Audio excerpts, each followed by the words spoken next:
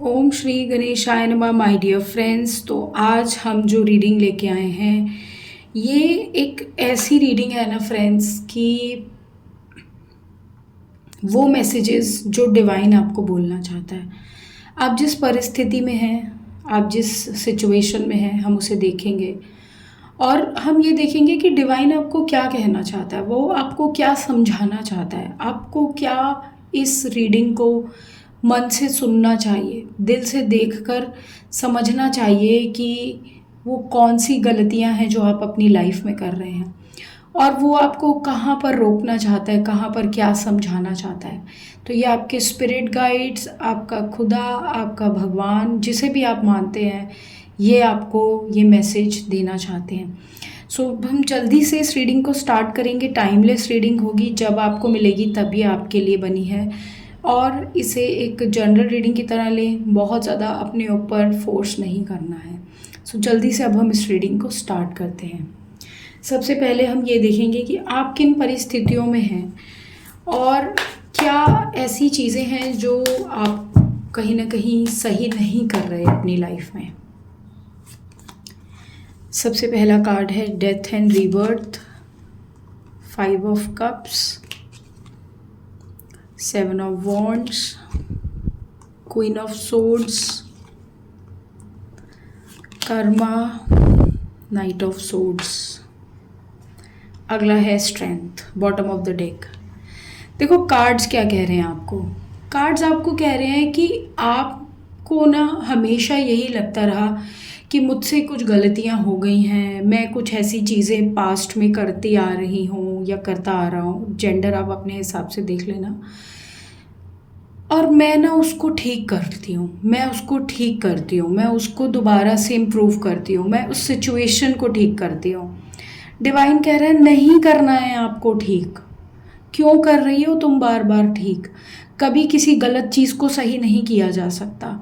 अगर कोई चीज़ गलत है, अगर कोई रिश्ता गलत है, अगर कहीं जॉब में आप बहुत स्ट्रेस में हैं, अगर कोई ऐसा काम, अगर कोई ऐसा रिश्ता या जो भी आप बहुत ठीक करने की कोशिश कर रहे हैं, सो आपको क्यों ठीक करना है? आप बार बार पछतावे की मोड में जाते हैं, आपको बार बार ये लगता है कि मैं ऐसा कर लेती या ऐसा कर लेता ना तो शायद ये नहीं होता, मुझे ये नहीं करना चाहिए था, मुझे वो नहीं। आपने जो किया वो अपनी बुद्धिमत्ता, अपने विजडम के हिसाब से बिल्कुल सही किया। आपको यहाँ पर अपने आप को सज़ा देने की या दुख देने की ज़रूरत नहीं है। आज आप बहुत ज़्यादा पेन में हैं, बहुत ज़्यादा मुझे एंजाइटी में दिख रहे हैं, बार बार अपने उन दुखों को, शोक को याद करते हैं, पास्ट में जाते हैं और ऐसा बिहेव करते हैं या फील करते रहते हैं कि मेरे साथ ऐसा क्यों हुआ, मैंने तो बहुत हैप्पीली ये सब किया था, मैंने तो ये सोचा था कि मुझे ये मिलेगा, मुझे वो मिलेगा, मुझे अच्छा मिलेगा मेरे कर्मों का फल। देखिए, कर्मा सिर्फ वो नहीं है जो आज आप बना रहे हैं, कर्मा पास्ट का भी होता है। यहाँ मुझे दिख रहा है आपको आज जो सज़ा मिल रही है वो सिर्फ आपके आज पास्ट प्रेजेंट के लिए नहीं मिल रही, वो आपको अपने पास्ट कर्मा की वजह से मिल रही है। और आपको डिवाइन ये समझाना चाहता है कि आपको अपने लिए बाउंड्री सेट करनी होगी, आपको उन लोगों से अपने आप को दूर करना होगा जो आपका फ़ायदा उठाते हैं, जो टॉक्सिक हैं, जो ऐसे विषैले लोग हैं, जो एनर्जी वेम्पायर्स हैं, जो आपकी लाइफ में आते हैं, आपकी सारी अच्छाई, आपकी सद्बुद्धि, आपका सारा वक्त, आपका टाइम, आपकी मनी को छीनते हैं और फिर चले जाते हैं आपको खाली करके। आप थोड़े दिन रोते हो, फिर थोड़े दिन बाद उनकी याद आती है, फिर आप उनसे दोबारा संपर्क बनाते हो, उन्हें माफ़ करते हो और वो पहले से भी और ज़्यादा विषैले हो जाते हैं। यही आपकी गलती है, यही आपको डिवाइन कह रहा है। आपको अपने आप के साथ लोगों को लेके नहीं चलना है। जो आपके साथ चलना चाहता है वो खुद खुशी खुशी चलेगा। अगर आप ज़बरदस्ती लोगों को अपने साथ बांधने की या लेके चलने की कोशिश करोगे तो उसमें आप ही दुखी रहोगे। लोगों को बिल्कुल छोड़ दो, अकेला छोड़ दो और खुद को भी अकेला कर लो।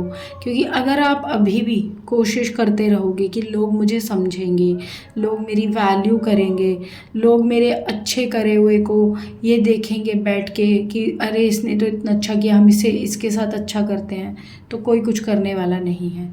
यहाँ पे मुझे मतलबी ऐसे लोग दिख रहे हैं जो सिर्फ अपने बारे में सोचते हैं, जो आपको एक ऑप्शन की तरह ट्रीट करते हैं। आप उनकी लाइफ में एक ऑप्शन है, यानी जब तक उनका मन करता है आपके साथ खेलते हैं, आपकी भावनाओं के साथ, आपके मन के साथ, आपके पैसे के साथ, आपके दिए हर वो अपॉर्चुनिटी के साथ जो आप उन्हें फ्री में देते हैं, एंड देन वो फिर उस अपॉर्चुनिटी का मिस यूज़ करके वहाँ से खिसक लेते हैं।